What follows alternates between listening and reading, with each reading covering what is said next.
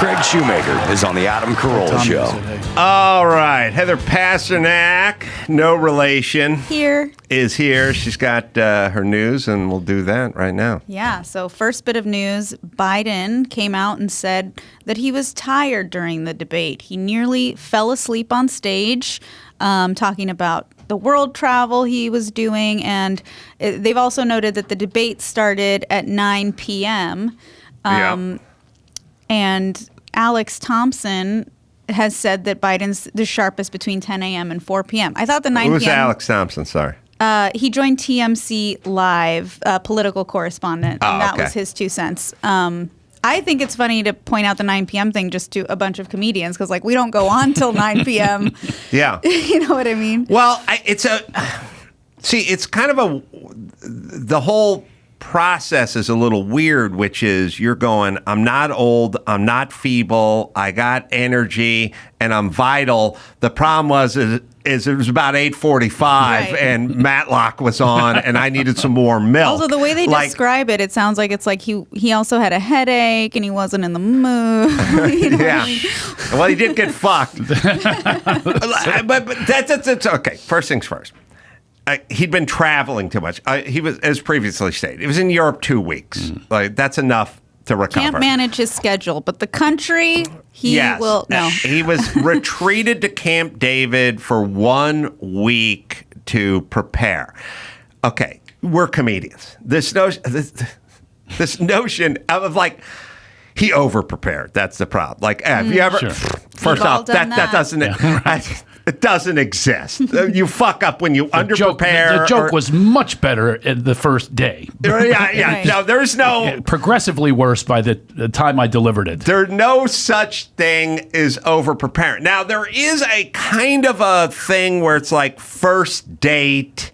And I looked this person up, and I'm up in my head about it or something. Nerves and first not seasoned politician, been doing it for 50 years. There wasn't over prepared. There wasn't tired. There wasn't anything. He's head cold. He's diminished, but it also, even if you're tired, let's just say you're tired, and we've all had it happen, you know. But some of us get better when you're tired, by the way. I do. Yes, you hit the adrenaline. I don't get premature ejaculation. I told you on way more than one occasion I would come back from Loveline in New York at 3:30 in the evening and be at Stern at 10 to 6 and sit in for the entire show. Mm-hmm. 2 hours sleep max. Feeling punchy, but always able to create thoughts. To your point, you weren't 81 years old. That is right. So is that how old he is?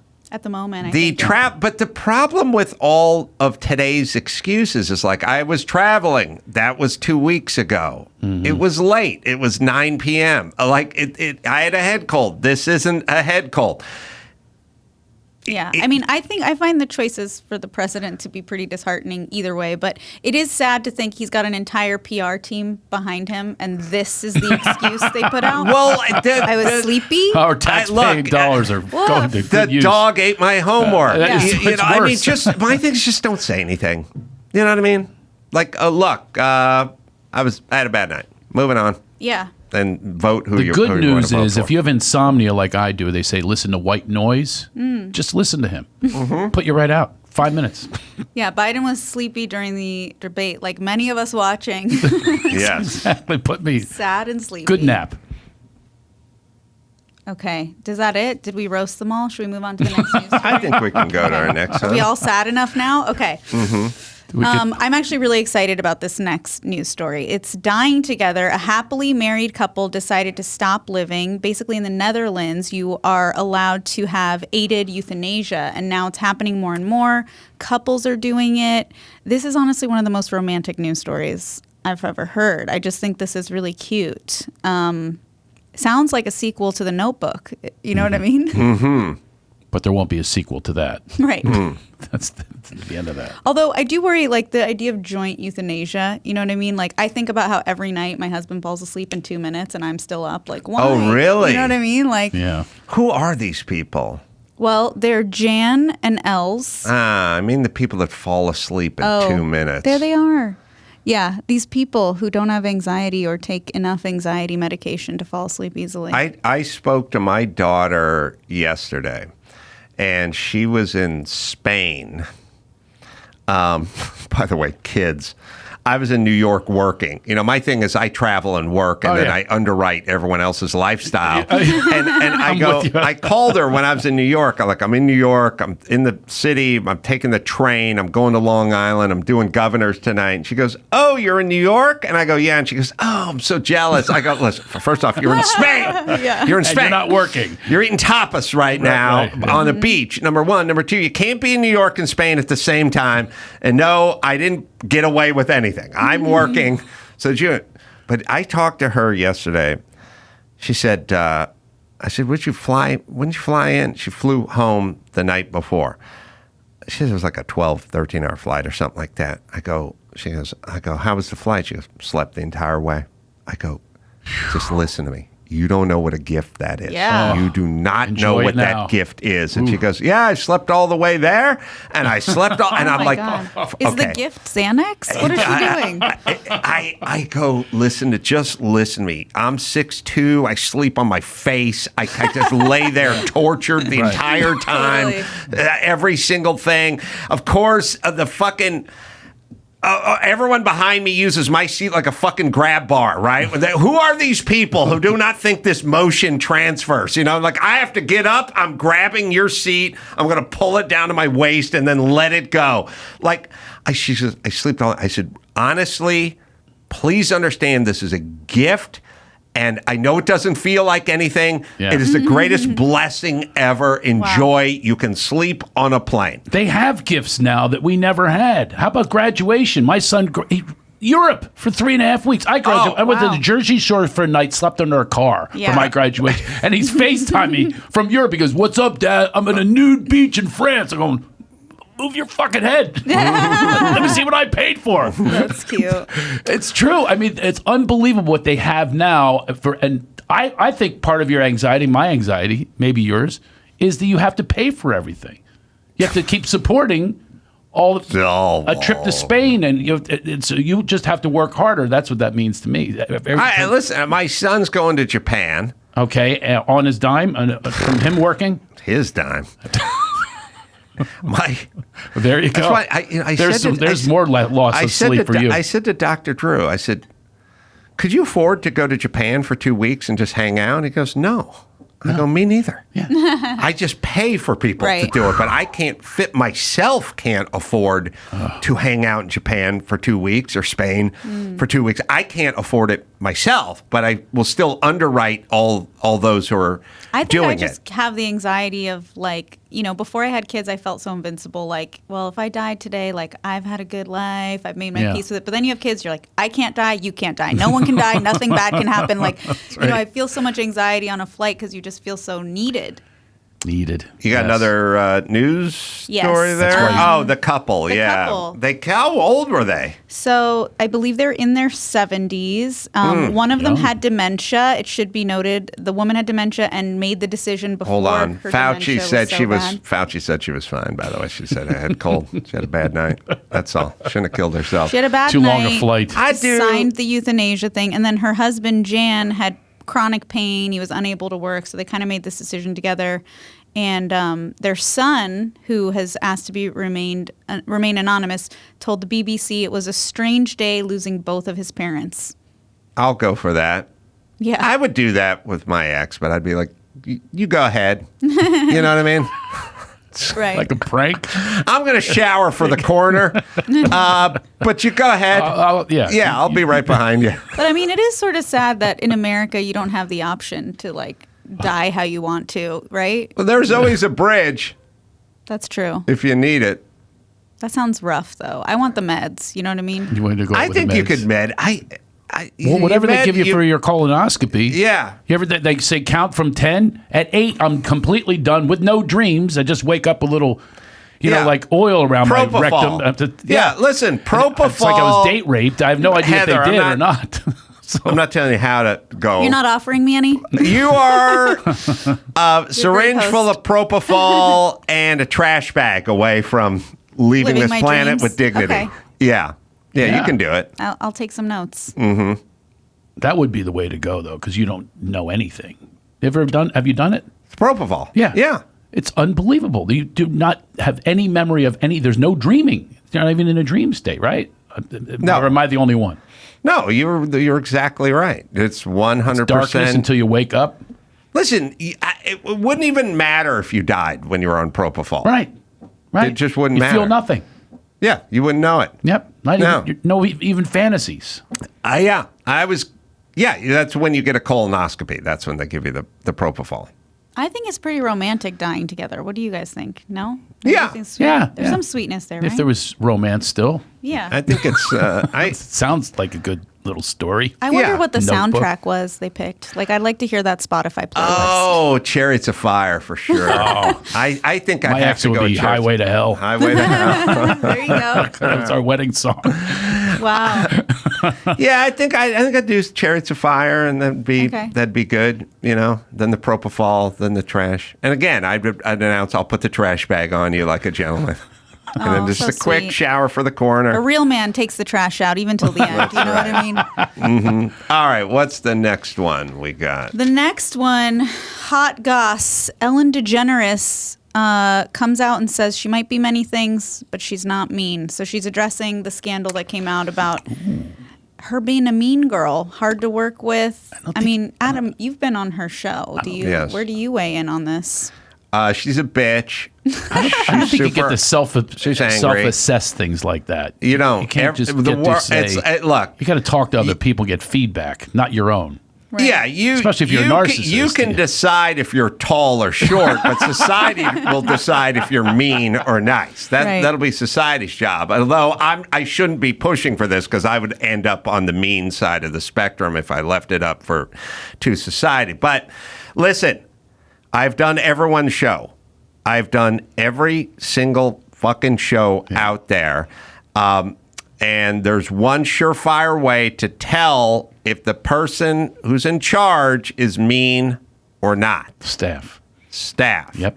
And the question is the staff scared or not? When you go to do Leno, there's no fear in any of the staff members. And when you go to do Kimmel, there was no fear. And on many shows, there was no fear. Letterman. There's a little fear with Kimmel, though, if you misspell something. He doesn't like misspelling. Uh-oh. I know. Oh, he'll circle it. I'm He'll circle it. dyslexic. Don't take me Oh, over. you'd be fired. Yeah. I sat in an office with that guy, and everything was a spelling correction. Because comedians should be obsessed with spelling. I get your All point, right, Ellen's staff is scared shitless. Yeah. And Letterman's staff is scared shitless. Okay. Which means they're both fucking mean. Because if otherwise Which your means they need to staff stop hiring pussies. is No. not scared. But all that being said, fuck all the pussies. You go there, you get free food, you got air conditioning, it's a fucking job. But what do you think people do? Work on construction sites and roofers and shit like that? Think they have a sweetheart of a foreman? Fuck off. No. You know what I mean? So she's mean, and her complaining staff is a bunch of pussies. It's Maybe both. she was just on histamines. She could have had a head cold. It was her trip Every to day Europe last summer. for 15 years. She's not a nice person, and I knew it because her staff was scared shitless. That's all. Like the segment producer kept coming into the green room I was in. And he's like, you go over the whole fucking thing you're going to talk about. Oh, traveling and the kids, or what you do this summer, or what you do for Christmas break, or whatever it is. And you go over the whole routine, which is the whole pre-production thing, you know. And they produce your bit. It's all fine. And then the guy kept coming back, and he kept going, "You're not going to talk about meat, are you?" And I go, "No, I'm not going to talk about meat." And he goes, "Okay." And I go, "Well, it wasn't part of our thing. We're talking about Christmas or traveling or something like that." And he goes, "Okay, just don't bring up meat. Okay, don't bring up meat." And I go, "I'm not. Why?" And he goes, just Just don't do it. Just don't do it. And I'm like, oh, you're scared shitless. And by the way, now I am going to bring up meat because I was going to say, when someone tells you like not to curse and then you can't stop. The third time, they put it in your and head. all of a sudden you have Tourette's syndrome. The third time you brought it up. Now I'm thinking about barbecue. Right. So mission not accomplished. But I was like, oh, this guy's scared shitless. Yeah. Because he got yelled at. Because somebody brought up meat and Ellen's vegan or whatever, and it wasn't his fault, but someone brought it up and she got pissed and she screamed at him. Let's tell the truth here. A lot of people in show business who are at the top are not nice. No. And also, sometimes that's how they get there is from, stepping on people. The transactional relationships is one of the things that drives me crazy about this town. It's not, let me give Joe an audible here. Joe, can we kick the Zoom back 10 minutes and get a little more news here? Then we'll talk to C. Thomas and company. First things first. It's a beehive of activity. You have to go in every day. There's always shit going wrong. There's always stuff you ask for, that blah, blah, blah, and the guy dropped out, and so on and so forth. And then there's all like this shit where they go, oh, so-and-so wants to come on, but he also has to bring his wife wants to come on too because she's got a new line of Spanx products. And you're like, oh, fuck, man, I want to talk to this bitch. Well, he says he's not coming on unless she can come on and talk about. It's one big nuisance and annoyance with a clock ticking all the time in a schedule. You know what I mean? It's always clock ticking. So it's a little bit of a pressure cooker. Oh, yeah. And it's work. And the people that are, everything kind of pyramids up to the top. It's kind of ultimately you're the one up there when shit doesn't Your work, name's on it. looking dumb and all that kind of stuff. You have every right in the world. You have. What does this thing say on my screen here? I mean, you're the boss here. Yeah, yell at us to prove your By point, the way, Adam. never bring up the word with Adam. Okay. Never bring up the word. It's not meet with him. Parking lot. I've heard. We all saw him with the parking lot. Now we got it. All right. No, it was funny as I was complaining about people fucking up. It said noon in Zoom yet. But it was supposed to read no one in Zoom yet, but the space wasn't there. So see, now I'm aggravated. Am I an asshole? All right. So Kimmel would fire them. Ellen has Kimmel. Yes, he would circle. Ellen has every right to be a pain in the ass. It's her show. It's her name. Whatever it is, fine. And everyone should get the fuck over it. You're getting free food. You get free food. Yeah. Well, also, how bad could the job be? But she's still bitch. And in every job description, like, it's a trope in the world that bosses are mean. Some bosses are mean, but in show business, we expect that not to apply because these are like people with charisma. We think we know them, and it's just like anything else. Look out! Look, there are only two people in television history who danced at the beginning of their show. One is Ellen. The other's Bill Cosby at the beginning of the Cosby Show. You're going. Ask yourself why they were dancing. Why did they dance? Why? She has these because they're putting something forward. They want dance. you to think of them differently than maybe they think of themselves.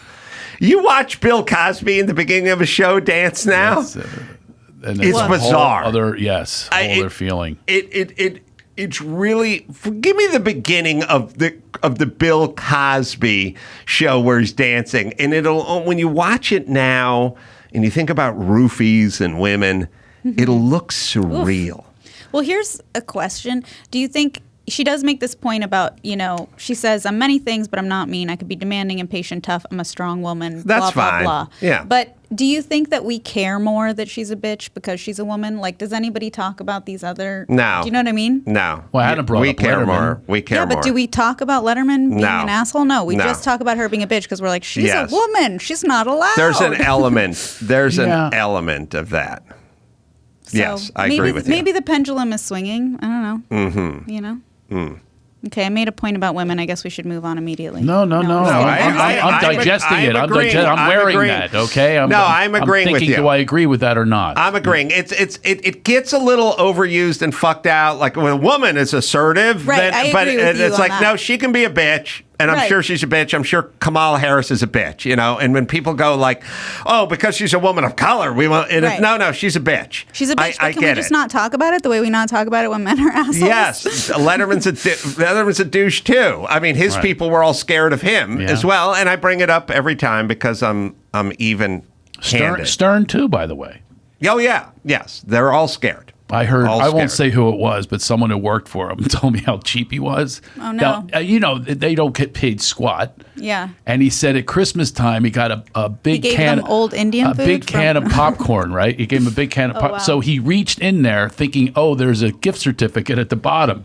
So he's putting his hand in there, he's reaching around. No, all they got was popcorn. Oh my For gosh. all their work they did at Christmas time. His multimillionaire, that's what he gave them. If So it's caramel, all is forgiven. it was. All right, beginning of Cosby, just because it's surreal now to think of this guy. I'm scared. He used to do commercials. He would like read and go, Kevin O'Malley, 16 on his SATs, #1 in his class at Cardinal Dock. He could have gone anywhere, but he chose Temple. Really? And I chose Temple because of those commercials. That's a good impression. On the radio or the No, on television. On TV? He could have gone anywhere, but he chose Temple. Wow. And that was a big thing. And he was our lead guy. Now we have to go with Hall and Oates. or Bob Saget. Or the alum. These are the alum. He was our top alum for a while. Oh yeah, Yeah. He was big. He was big. Now we're Sister Sledge, Hall and Oates, and Bob Saget. I love Hall & Oates. All That was of the first this- concert I ever went to. Good all buddy, of a very this- good friend of mine. Oh, John really? is, yeah. Oh. He's a great guy, but they're not getting back together. I No, assure you that. and Maneater's a fucking abortion. That's the worst song ever created. It ruined my adult life. But I got to tell you a real quick story about him. I didn't know them before. I know it was same hometown. I get this email and it says, "We're real big fans of yours, Craig, and want you to," and I said, "Yeah, right." I wrote back, "No, really, we have tickets for you at the Greek Theater," and I went and saw them. I go backstage, and I was filming a movie called Totally Baked. I said, "Would you like to be in the movie?" And he shows up the next day, and he says, "I don't have a mustache," so we cut the director's hair and we glued it to his lip. God. And then Oh, really? we didn't have wigs or anything, so I played Hall. So speaking of Wow. that song, and I had a woman dangle her hair down, and I was on my knees next to, and this guy was stoned. He goes, "Oh my God, I'm freaking out. I think we wrote this scene." I'd like to just see for a him." clip of that. Yeah, I'll show it to you. And he said, "I think I see Hall and Oates, and it's me and Oates, the actual Oates with the fake mustache, singing Maneater." Oh my God. Oh, here she comes. So, God, is that somewhere?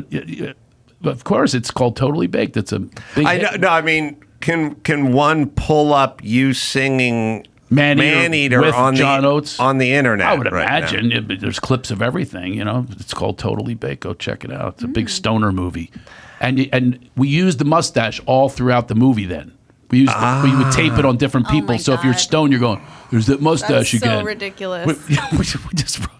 We wrote things on the fly, which a stoner movie you can do that. Nobody's like keeping track. All right, let's do one more quick. We got C. Thomas and Jake Allen waiting in the room for One us. more she news comes. story. One more. Okay, Watch out, this boy. is the last one I got. Shohei Ohtani, did I say that right? Mm-hmm. Has a home run ball and it hit a kid in the forehead.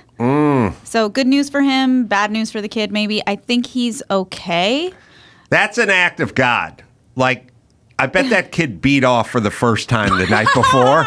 You know what I mean? It's like Yes. 13 and a half, and he thought he got away with something. God The will next find day, you. pop. His dad's looking at him going, "All right, son, There put you down the Jergens." But you guys, the velocity was 112 miles per hour. Oh, that's a that hit. ball. And hit with the baseball. boy. I'm pretty sure it says on the backside of every ticket you buy to go into a major league stadium that you've given away all your rights Yeah. to get hit by a foul ball or home run Yeah, ball you probably or, do to buy or a ticket whatever. even. It's got to leave a mark, though. I mean, Oh, it hurts. I actually was in these good seats for foul balls. I said to my kids, I predicted I'm going to get a foul ball. And sure enough, a high fly comes at me. I reach up, bam, it breaks my hand. The kid in back of me gets the ball. Ouch. I had no idea. All of Philadelphia was seeing it because they started texting me. Wow. You always did suck. The Val softball team, you always suck. And I'm in a hall of shame. Then they bring ice. I'm going, go away. Philly's watching. And of course, I know all the broadcasters are going, we got it all, Shoe. 2 innings later, swear to God, same high fly. I was going, what do I do? And it really did hurt. I had one broken hand. I took the kid who got the ball. I took his hat off in one swoop. I caught the ball in the hat with my right hand. Wow. And I stood up, and the guy, the comeback broadcasters, 2 innings later, I was in a shame spiral. Oh, my God. And the broadcasters are going, that shoe, what are the odds? And I'm up there going, I'll show you. Wow. Crazy. 2 innings later, same exact thing, trajectory, and it does hurt. But I used the hat this time. One swoop.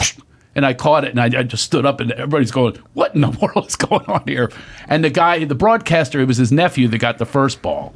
Wow. Little kid he had a Yankees hat, and I used the Yankees hat. Yeah, it was crazy. But have you ever gotten a foul ball? No. Yeah. Is the kid okay? This printout says no word on how he's doing, but last I checked, I think there was an update that he survived. I don't know how. 120 in the forehead? Right in the forehead.